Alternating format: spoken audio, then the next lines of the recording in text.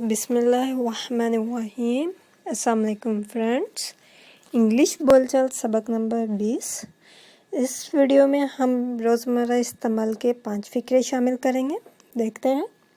Sentence number 1, सुस्ती तमाम मसाइल की जड़ है। Idleness is the root cause of all problems. Idleness is the root cause of all problem. Sentence number 2, आओ वापस चलें। Let's go back. Let's go back. Sentence number 3,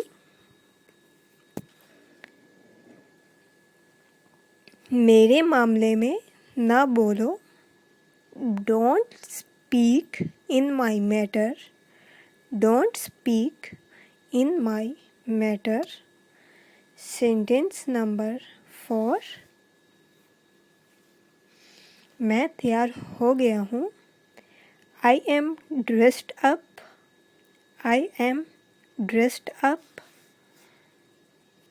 sentence number 5, इस तरह मत करो। Don't do like this. इस तरह मत करो। Don't do like this. Thank you for watching our video. Please दोस्तों सब्सक्राइब आवर चैनल सबेका।